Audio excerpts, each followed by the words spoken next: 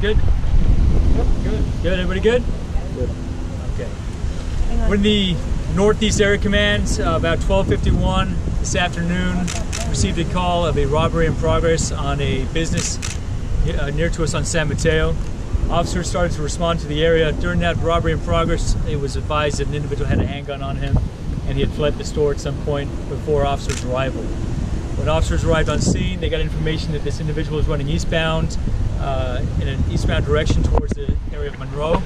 We received a call in the area of Monroe in a residence that somebody was breaking into a house and actively entering the house, trying to either get property or threaten that individual inside the house with that handgun.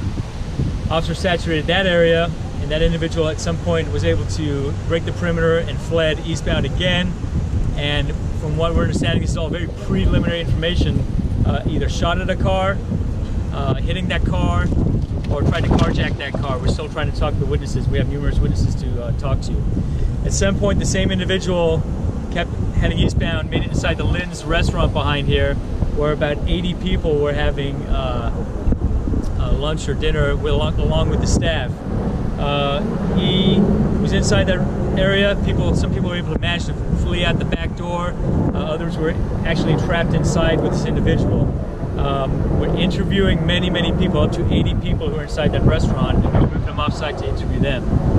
During this time, because it was a dynamic situation, this individual was taking hostages, and from intelligence we were getting what he was doing inside the business, it became what we would consider a dynamic hostage situation where the danger was so apparent that our team had to move in, which they trained for all the time, to protect the public that was inside. This is an officer-involved shooting. We're not sure how many officers are involved. We have one subject that was taken to the hospital, and I do not have the condition of him right now. This is why the SWAT team trains for these types of situations when there's a hostage situation. This is the second one we've had possibly now in the last 2 months, the other one off of Walgreens on the other side of town. And this is why these guys train all the time for that. The decision was made to protect people inside that business, and so nobody would get hurt, based on the intelligence we were getting in real time. And as this investigation progresses, we'll have more information on that. We want to let the public know we don't think there's anybody outstanding. We have a lot of witnesses to interview, and we have our officers to talk to.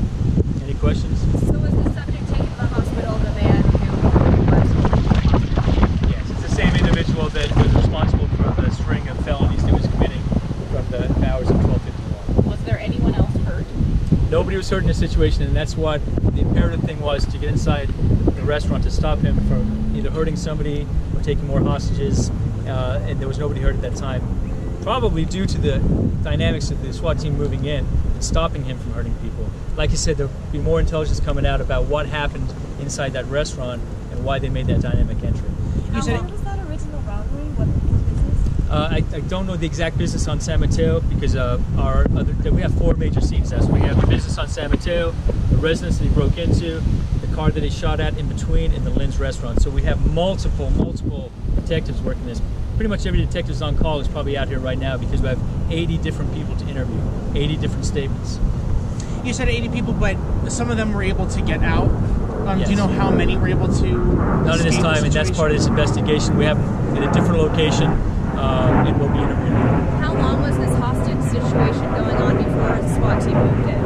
I can't give those details right now. I don't know, but based on what officers were receiving, the information they were receiving from inside, they were made forced to use that dynamic entry and go inside.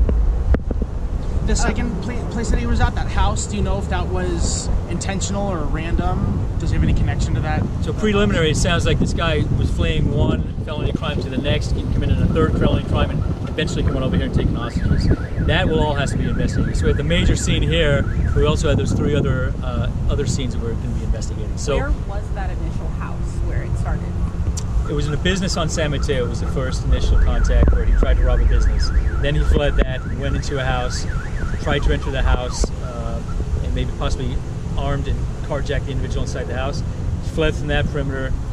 Shots were fired at the vehicle that we know. The third incident, I don't know if he was trying to carjack that or not. And then the fourth area was the Lynn's restaurant back here. Was he still armed at the time he was inside of Lynn's buffet? That's all under investigation, and that'll absolutely come out when. We just have so many people to interview right now with 4 different scenes. I just want to give you the preliminary information that nobody's hurt. We have had an officer-involved shooting.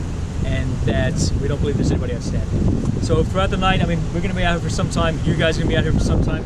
More information comes in, we'll let you know. Thanks.